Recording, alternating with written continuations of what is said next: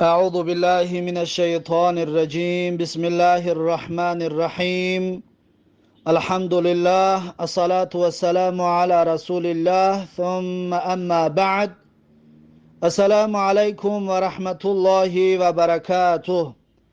امام نووی رحمه الله در کتاب ریاض الصالحینش میگوید: باب فضل السماحة في البيع والشراء والأخذ والعطاء، یعنی باب در مسئله فضیلت جوانمردی و آسانگیری در خرید و فروش و در داد و گرفت و حسن القضاء و التقاضی، و همچنین باب در مسئله حسن و زیبا طلب کردن و همچنین خوب درخواست کردن و خوب و درست ادا کردن حق و حقوق و ارجاح المکیال و المیزان و سنگینتر و وزمینتر کردن ترازو برای انسان فروشنده و همچنین چینک را زیادتر دادن و نهی عن التطفیف، و همچنین این باب در مسئله باز داشتن از کم فروشی، از ترازو زنی و متر زنی، حق دیگرها را خوردن.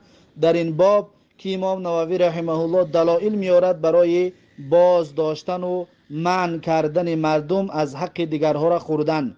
و فضل انذار الموسر والمعسر والوضع عنه، یعنی این باب همچنین در مسئله فضیلت مهلت دادن بایها، ثروتمندان برای انسانهایی که فقیر و نادار هستند، والوضع عنه، و همچنین گذشت کردن از حقشان بایها و بخشیدن بعضی از حقشان یا گذشت کردن از همه حقشان که بالای کمبغل ها دارند. پس این باب در این مسائل صحبت میکند. این باب در زیر این باب 3 آیت میارد. درس گذشته ما و شما آن 3 آیت را گرفتیم و درس امروزه امان از قسم حدیث های همین باب شروع می شود که حدیث یکم این باب حدیث 1366 کتاب ریاض الصالحین هست.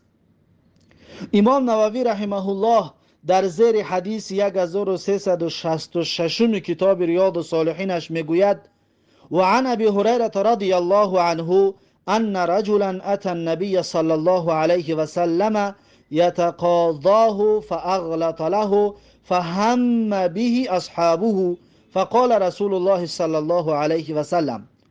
یعنی در زیر این حدیث امام نووی میگوید که از ابو هریره رضی الله عنه روایت است: ان رجلا اتى النبي صلی الله علیه و سلم، میگوید مرد نزد پیغمبر صلی الله علیه و سلم آمد.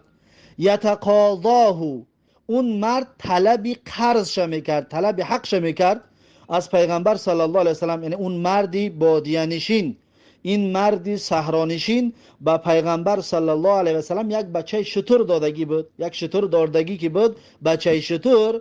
پس این صحرانشین نزد پیغمبر برای طلب حقش آمد، برای اون قرضی که به پیغمبر داده بود برای قرضش گرفتن آمد. فاغلط له، پس سخت گفت در نزد پیغمبر صلی الله علیه و سلم. یعنی که صحرانشین ها اصلا سخت گبزن میشوند.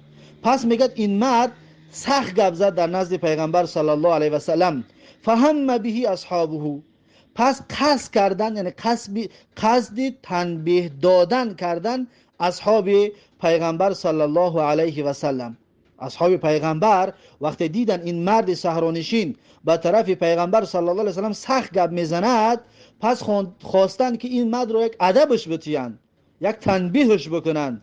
فقال رسول الله صلی الله علیه و سلم، پس میگه رسول الله صلی الله علیه و سلم اصحابش را گفت که دعوه، گفت بگذارید وی را، بگذارین. فان لصاحب الحق مقالا، پس گفت هر آینه هر صاحب حق سخن دارد، هر یک صاحب حق سخن دارد، یا که هر صاحب حق حق طلب کردن حقش را دارد. یعنی این مرد مردی هست که پیغمبر از این قرض گرفتگی است یک بچه شتر. پس پیغمبر گفت من حقش طلب کرده ایستاده است، من حقش را بگیرد. ثم قال، بعد پیغمبر صلی الله علیه و سلم گفت که اعطوه سنا مثل سنه، پیغمبر صلی الله علیه و سلم گفت که بدهین برای اون شتر مثل شترش، پیغمبر اصحابش رو گفت که از این یک شتر بچه که گرفتگی بدیم، پس به مثل همون شتر بچه که از این گرفته بدیم به مثل همون این صحرانشین رو بدهید. قالوا یا رسول الله، پس اصحاب گفتن که ای رسول الله، لا نجد الا امثل من سنه، گفتن ای رسول الله ما پیدا کرده نمیتوانیم در بین شترهایمان مگر اینکه بزرگتر و بهتر از شتری خودش دیده. یعنی شتری که ما داریم از شتری این کلانتر است، از شتر بچه این کلانتر است، از این بهتر، از شتری که داده بود بهتر و افضلتر است. قال رسول الله صلی الله علیه و سلم گفت که اعطوه، گفتن بدین، همون کلان هم که باشد بدهین، فان خیرکم احسنکم قضاء. پیغمبر صلی الله علیه و سلم گفتن که پس هر آینه بهترین شما بهترینتان در ادا کردن استید. وقتی یک از قرض میگیری در وقتی قرض ادا کردن بهتر و خوبتر ادا بکنی، پس شما بهترینی اون انسان ها میباشید. این حدیث متفق علیه است. این حدیث دلالت میکند که وقتی یک از قرض میگیری اگر شرط گذاشتگی نباشد برای زیادتی برگرداندن، تو حق داری زیادتی براش بدهی. یعنی که از کسی مثلا $1000 قرض میگیری، در وقت بازگرداندن تو میتونی که $1100 بتی، $1050 زیادتی بتیشه، حق داری، یعنی جایز است، درست است برای اون بدهی. یا مثلا یک گاو گرفتی، یک گوسفند گرفتی میده باشد، تو میتونی از اون بزبالتر و کلانتر شبتی، جایز است. چطور که پیغمبر صلی الله علیه و سلم از اون اعرابی شتر بچه که گرفته بود، از شتر بچه گرفتگیش کلانتر به اون اعرابی بازگردانید. این حدیث متفق علیه است. یعنی بازگرداندن زیادتی به شرط جایز است که از اول شرط نگذارند. یعنی من تو $1000 میتونم تو مرا $1050 بده یا $1100 بده بگوید، اگر این جایز نیست.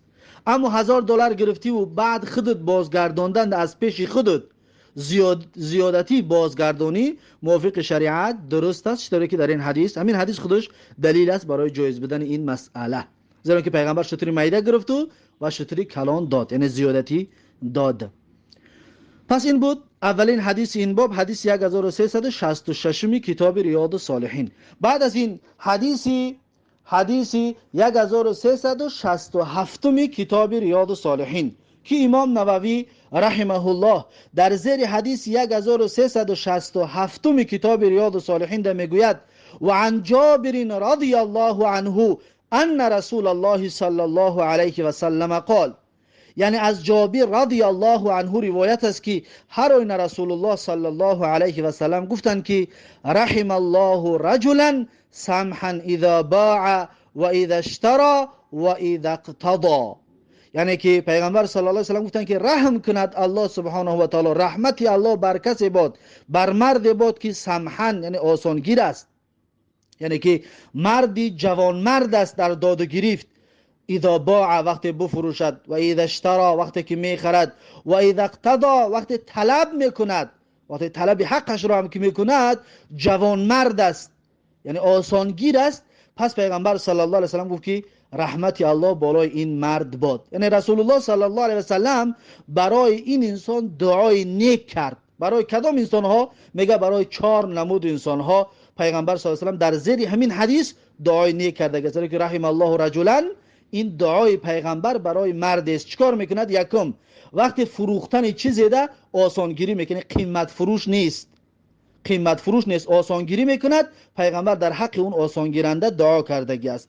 و همچنین هنگام خریدن یک چیزی، وقتی یک چیز رو میخرد سختگیری نمیکند. بعضی انسان در وقت خریدن بسیار سرسخت است که ارزان میکند، انسان ناگوار قرار میدهد که مالش ارزان بگیرد. این کار هم نکند، در وقت خریدن هم آسانگیری بکند. این را هم پیغمبر در حقش دعا کرده است. و سیوم در حق وقتی پرداخت کردن مبلغ حق ده. وقتی یک انسان یک چیز رو میگیرد در وقت پرداخت کردن آسانگیری و جوانمردی بکند، پیغمبر صلی الله علیه و سلم در حقش دعا کرده است. و همچنین چهارم، پیغمبر صلی الله علیه و سلم برای دریافت کردن حقت یا دریافت کردن قرض، یک از قرضدار است، وقتی میخوای برای قرض طلب بکنی حق بگیری، در همین هم اگر که تو جوانمردی و آسانگیری کردی، پیغمبر در حقت دعا کرده است. پس پیغمبر صلی الله علیه و سلم در حق این 4 طایفه مردم دعای نیک کرده است. این بود حدیثی 1367 کتاب ریاض الصالحین. رواه البخاری، و این حدیث را امام بخاری رحمه الله روایت کرده است. بعد از این حدیث 1368 کتاب ریاض الصالحین که امام نووی رحمه الله میگوید و عن ابی قتاده رضی الله عنه قال، یعنی از ابو قتاده رضی الله عنه روایت است که گفت سمعت رسول الله صلی الله علیه و سلم یقول، ابو قتاده میگوید رسول الله صلی الله علیه و سلم را شنید و میگوید که من سره ان ینجیه الله من کرب یوم القیامتی، یعنی هر انسانی که دوست می‌دارد که الله سبحانه و تعالی از سختی ها و رنج های روز قیامت اون را آزاد بکند، نجاتش بدهد، فلینفس عن معسر او یضع عنه. رسول الله صلی الله علیه و سلم گفتند که پس کوشش بکند، یعنی پس فلیونفس، پس بکشاید مشکلی عن معسرین، مشکلی تنگ دست را، مشکلی انسانی که نادار است مشکلی آن را بکشاید، یعنی دست اون را بگیرد در حالت سختی، در حالت وزمینی. یک کس را میداند که در حالت اضطراری قرار گرفتگی است، در حالت بسیار سخت است، حالش حال ناگوار است. پیغمبر صلی الله علیه و سلم میگوید هر کسی که میخواهد از غضب و از سختی ها و رنج روز قیامت در امان بماند، الله سبحانه و تعالی اون را نجات بدهد، فلیونفس عن معسرین، پس اون انسان در مشکل افتیده را مشکلیش بکشاید، مشکلیش یاردم بکند، دست دراز بکند، او یضع عنه، یا رسول الله صلی الله علیه و سلم میگه که یا ببخشد وی را. اگر اون انسانی که سبب مشکلیش همین انسان شده ایستاده است که اون در مشکلی افتیده است، یعنی قرضدار است، قرضش طلب کرده ایستاده است که اون انسان در حالت ناگوار قرار گرفته است، پس این انسان حقش ببخشد. میگه هر کسی که میخواهد، دوست میدارد که الله سبحانه و تعالی از سختی ها و رنج های روز قیامت اون انسان را حفظ و نگه بدارد. این حدیث رواه مسلم، حدیث امام مسلم رحمه الله است. این بود حدیث 1368 کتاب ریاض الصالحین. بعد از این حدیث 1369 کتاب ریاض الصالحین که امام نووی رحمه الله در زیر حدیث 1369 کتاب ریاض الصالحینش میگوید و عن ابی هریره رضی الله عنه ان رسول الله صلی الله علیه و سلم قال، یعنی از ابو هریره رضی الله عنه روایت است هر این رسول الله صلی الله علیه و سلم گفتند که کان رجل یداین الناس، میگه بود مردی که معامله و تعامل میکرد، داد و گریفت میکرد با مردم، و کان یقول لفتاه، و همون مرد بود، میگه همون مردی که با مردم داد و گریفت میکرد، یعنی مردی بود که مردم قرض میداد، مردم در حالت مشکلی دستش میگرفت.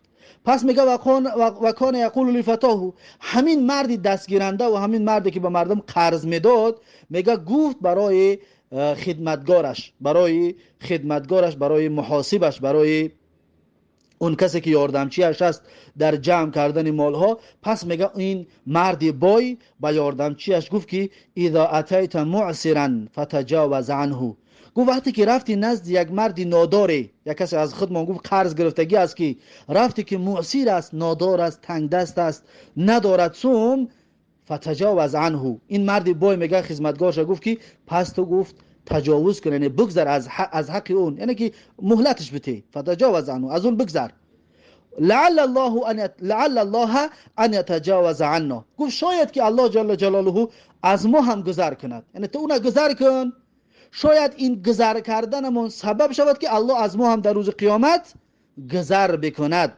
فلقی الله فتجاوز عنه، رسول الله صلی الله علیه و سلم خبر میدهد که همین مرد با الله جل جلاله ملاقات کرد، یعنی همین مرد وقتی که وفات کرد، الله جل جلاله همین مردی بایی که مردم قرض میداد و گاه از انسانهای نادار و از انسانهای تنگ دست گذر میکرد، الله جل جلاله میگه این مرد رو گذر کرد، فتجاوز عنه، یعنی از این مرد گذر کرد و زیر رحمتش و داخل جنت پرناز و نعمتش گردانید الله سبحانه و تعالی این مردی دست به خیر و این مردی با مردم معامله میکردگی را. این حدیث متفق علیه می باشد. این بود حدیث 1369 کتاب ریاض الصالحین.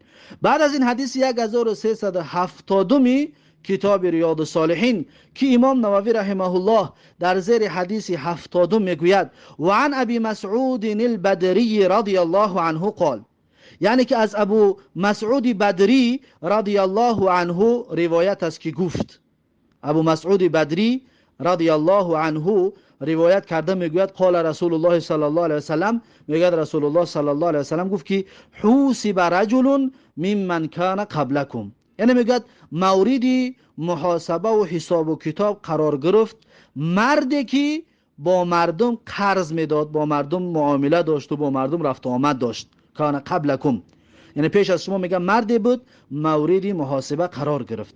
فلم یوجد له من الخیر شیء، پس این مرد میگه در وقت حساب و کتاب یگان خیری نداشت، یگان خیر همراهش نبود. الا انه کان یخالط الناس، مگر اینکه میگه این مرد مردم قرض میداد، با مردم معامله میکرد و مردم در حالتهای تنگی دستاشون میگرفت. و کان موسرا، و بسیار انسانی آسان گیرنده بود، مرد سومدار بود و بسیار آسان گیرنده بود. و کان یأمر غلمانه ان یتجاوزوا عن المعسر، و این مرد میگه بود امر میکرد غلمانشه، یعنی خدمتگاراشه، خادماشه، امر میکرد که ان یتجاوزوا عن المعسر، میگفت که گذر کنید از انسانهایی که تنگ دست هستند، از انسانهایی که نادار هستند، از انسانهایی که در حالت دشوار قرار دارد حالشان، پس میگفت از اونها گذر کنید. قال الله عز وجل، میگوید الله عز وجل گفتگی است که نحن احق بذلك منه، یعنی که ما حق دارتر هستیم در بخشش از اون مردی که با مردم معامله میکرد و بسیار وقت بخشش را پیشکش میکرد. تجاوزوا عنه، الله جل جلاله در روز قیامت میگفته است که گذر کنید از این مردی که در دنیا گذر را پیشه میکرد، همیشه گذر کننده بود. پس الله سبحانه و تعالی میگفته که ما حق دارتر هستیم برای گذر کردن، پس از این مرد گذر بکنید. پس میگن مردی که موردی حساب و کتاب قرار گرفتگی بود، این را میگن گذر میکنند و از بعض کمبودیا و نقص و ناقصی هاش گذر میکنند. رواه مسلمون، این حدیث را امام مسلم رحمه الله روایت کرده است. این بود حدیثی 1370 کتاب ریاض الصالحین. بعد از این حدیث 1371 کتاب ریاض الصالحین، امام نووی رحمه الله در زیر حدیث 1371 کتاب ریاض الصالحینش میگوید و عن حذیفه رضی الله عنه قال، یعنی از حذیفه رضی الله عنه روایت است که گفت اوتی الله تعالی بعبد من عباده آتاه الله مالا، میگه آورده شد نزد الله جل جلاله بنده از بندگان الله را، آتاه الله مالا، بخشیدگی بود الله سبحانه و تعالی برای این انسان ثروت زیاد را. یعنی در روز قیامت نزد الله یک مرد را آوردن که الله جل جلاله برای این مرد ثروت زیاد دادگی بود، یعنی این مرد را الله سبحانه و تعالی بای گرداندگی بود. فقال له، پس الله جل جلاله این مرد مالدار و این مرد بای و ثروتمند را گفت ماذا عملت فی الدنیا، گفت ای مرد در دنیا تو چی کار کردی؟ در دنیا با چی کارا مشغول بودی؟ قال ولا یکتمون الله حدیثا، این قاله یعنی که کی گفت؟ راوی حدیث حذیفه رضی الله عنه گفت که این لا یکتمون الله حدیثا، این آیت از سوره نساء آیت 42 است تقریبا، که الله سبحانه و تعالی میگوید ولا یکتمون الله حدیثا، یعنی پنهان نمی کنند از الله جل جلاله سخن را، یعنی که دیگر در آن روز جای پنهان کردن نیست. الله سبحانه و تعالی میدوند که انسان چیکار کردگی است، اما انسان را باز میپرسد که ماذا عملت فی الدنیا، چیکار کردی ای مرد در دنیا؟ ابو حذیفه میگه که دیگر وقتی الله که میپرسد دیگر جای پنهانی نیست، دیگر اونجا جای دروغگویی نیست، اونجا دیگر جای فریب نیست، اونجا هر چیزی که هست همون را میگویی، میگوی فلان کار کردم. پس میگه ابو حذیفه رضی الله عنه سوره نساء آیت 42 را خوان که ولا یکتمون الله حدیثا، یعنی در اونجا دیگه پنهان کردن نمیتونن، هر چیزی که هست همون را میگوین. قال، پس میگه که اون مرد گفت یا ربی اتیتنی مالک، گفت ای الله جل جلاله برای من ثروت و مالم دادی، من را در دنیا دست نگر نگرداندی، و فکنت ابایع الناس، و گفت ای الله جل جلاله، من با مردم داد و گریف میکردم، مردم قرض میدادم، مردم دستش میگرفتم، مردم یاردم میکردم. و کان من خلقی الجواز. میگه اون مرد گفت که ای الله جل جلاله، یکی از عادتهای من گذشت بود، یعنی من از مردم گذشت میکردم. میگه فکنتو اتیسر علی الموسری، یعنی گفت که ای الله جل جلاله، من آسانگیری میکردم بر انسانی که مالدار است، یعنی که قوه قرض رو ادا کردن دارد، اما حالا ادا که نمیکند من آسانگیریش میکردم، سختش نمیکردم، مجبورش نمیکردم. و انظر المعسره، گفت ای الله جل جلاله، من مهلت میدادم انسانی که تنگ دست است، یک انسانی که تنگ دست است حالا ندارد، من با او آسانگیری مهلتش میدادم، مثلا یه ماه پس بوده، یه سال پس بوده قرض گرفتگی تا، یعنی حق من از اون با مهلت من میگرفتم. اما انسانای ثروتمند اگه ما با همراهشون، انسانایی که یعنی دارنده هستن، محتاج که نیستن، اونها را معامله با اونها آسانگیری بود، آسانگیری میکردم. اما انسانایی که تنگ دست هستن اونها را مهلت میدادم. فقال الله تعالی، پس الله جل جلاله میگفته است که انا احق بذا منک، میگفته است که من حقدارتر هستم به بخشش و گذشت کردن از تو دادیده. یعنی تو در دنیا الله مال و ثروت داد، تو گذشت میکردی، من از اون دادیده حقدارتر هستم، یعنی منم گذشت میکنم. تجاوزوا عن عبدی، الله جل جلاله میگفته است که گذر کنید از بنده من، یعنی کدام کمبودیایی که دارد، کدام ناقصیایی که دارد، این بنده من، این بنده مؤمن و موحدم، پس الله سبحانه و تعالی میگفته است که از این گذر کنید و این را داخل جنت پرناز و نعمت بگردانید. فقال عقبه بن عامر، عقبه بن عامر رضی الله عنه میگوید و ابو مسعود الانصاری رضی الله عنهما، همچنین ابو مسعود انصاری الله از هر دویشان راضی باد، میگویند که هکذا سمعنا من فی رسول الله صلی الله علیه و سلم، میگوید همین طور شنیده ما از زبان رسول الله صلی الله علیه و سلم. یعنی این دو بزرگوارم عقبه ابن عامر و ابو مسعود انصاری میگوید که چی طوره که حذیفه رضی الله عنه روایت کرد، همین رو میگوید ما از زبان رسول الله صلی الله علیه و سلم شنیده بودیم. رواه مسلمون، این حدیث را امام مسلم رحمه الله روایت کرده است. پس در اینجا یک مسئله بسیار مهم است، میخواهم بیان بکنم که در مسئله گذشت کردن هر کسی که از شما قرضدار است، گذشت یعنی مهلت دادنش، این بسیار عملی نیک است، بسیار عمل خوب است، حکمش سنت است که مهلتش بدهید. اما اگر که شما دارنده هستید، احتیاج به مال و به اون چیزی که اون انسان حق تو بالای اون انسان است، و اگر که شما احتیاج به اون چیز ندارید، بخشیدنتون براتون افضل و واجب است، یا مهلت دادنش واجب است.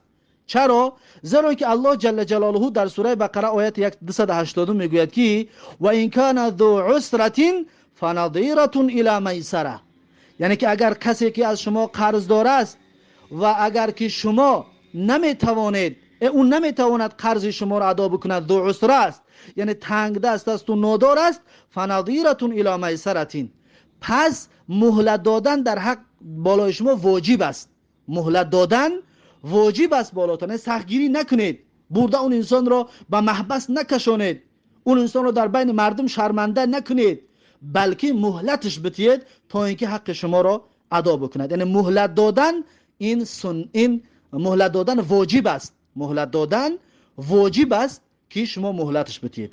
اما بخشیدن سنت است. اگر شما دارید سوم، مالدار از احتیاج به همون سوم ندارید، اگر ببخشید به یک سنت عمل کردید، اجر و پاداش و ثواب میگیرید.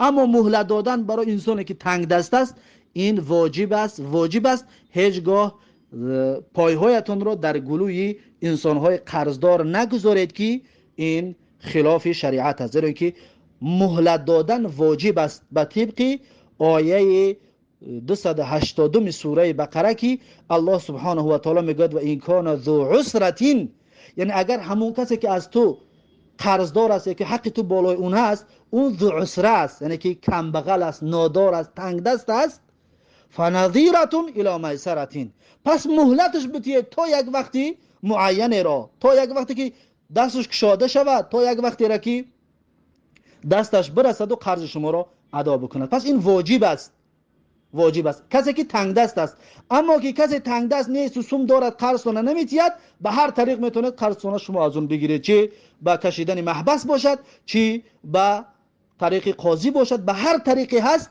شما میتونید از انسان سومدار قرض مالتون رو بگیرید اگر که دارنده باشد. اما اگر نادار باشد واجب در گردنتون که شما مهلت بدهید. پس این فایده زیر این حدیث ها. بعد از این بود حدیث 1371 کتاب ریاض الصالحین. بعد از این حدیث 1372 کتاب ریاض الصالحین که امام نووی رحمه الله میگوید و عن ابی هریره رضی الله عنه قال، یعنی در زیر حدیث 1372 امام نووی رحمه الله میگوید از ابو هریره رضی الله عنه روایت است که گفت قال رسول الله صلی الله علیه و سلم، پیغمبر صلی الله علیه و سلم گفتن که من انظر معسرا، میگه رسول الله صلی الله علیه و سلم گفتن که هر کسی که مهلت بدهد انسان تنگ دست را، او وضع له، یا هر کسی که ببخشد از انسان تنگ دست یک قسمی از اون مالش یا که همه مالش اگر ببخشد، اظله الله یوم القیامت تحت ظل عرشه یوم لا ظل الا ظله، یعنی که جای میدهد الله سبحانه و تعالی در روز قیامت در زیر سایه عرش، روزی که بجز سایه عرش دیگر سایه وجود ندارد. در آن همون روز الله جل جلاله انسانی که مهلت دادگی است برای انسان تنگ دست و نادار، یا انسانی که بعضی از حقش را بخشیده است یا همه حقش را بخشیده است برای انسان تنگ دست و نادار، الله جل جلاله این انسان را در زیر سایه عرش جای میداده است. پس بخشیدن، چطور گفتم انذار بگم مهلت دادن، این واجب است برای انسان تنگ دست که مهلتش بدهد، انسان دارنده برای قرض گرفتن این واجب است. اما بخشیدن این سنت می باشد، بخشیدن سنت می باشد، یک قسمشه یا همشه اگر که امکان دارد این سنت رسول الله صلی الله علیه و سلم است. رواه ترمذی و قال، این حدیث را امام ترمذی روایت کرده میگوید که حدیث حسن صحیح، این حدیثی حسن و صحیح می باشد.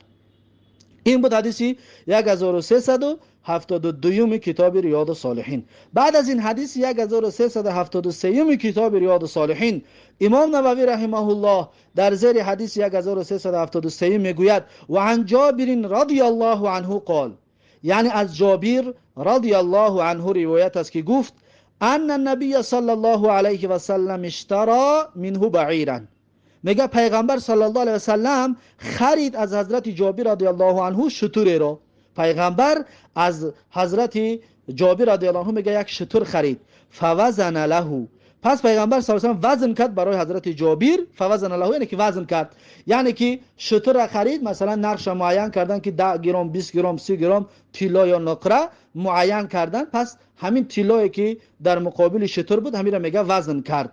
فارجح، پس پیغمبر صلی الله علیه و سلم میگه افزون ترش کرد، یعنی زیادتر کرد در سومی که برای حضرت جابر میداد. این حدیث متفق علیه است، یعنی که شتر مثلا بگیم 20 گرم طلا نرخ کردن، در وقت ادا کردن مثلا 20 گرم زیادترک دادن. فارجح یعنی افزود، یعنی زیادتر کرد در پرداخت کردن سومی آن شتر.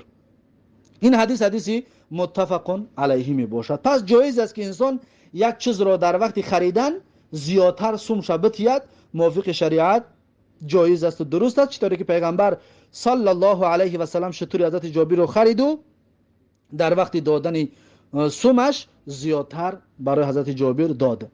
این بود حدیث 1373 کتاب ریاض الصالحین. بعد از این حدیث 1374 کتاب ریاض الصالحین، آخرین حدیث این باب و این کتاب جهاد، امام نووی رحمه الله در زیر حدیث 1374 کتاب ریاض الصالحینش میگوید و عن ابی صفوان سوید بن قیس رضی الله عنه قال، یعنی از ابو صفوان سوید بن قیس رضی الله عنه روایت است که گفت جلبت انا و مخرمة العبدی بزا من حجره، میگوید که آوردم من، میگوید همراهی مخزمه عبدی، هر دیمو مخرمه عبدی، هر دیمو میگه آوردیم بزا من حجزه، یعنی پاره های از لباس، یعنی که لباس آوردیم از منطقه حجر میگه رفتیم باری برای فروشی آوردیم، این لباسا برای فروشی آوردیم. فجاءنا النبی صلی الله علیه و سلم، پس میگه پیغمبر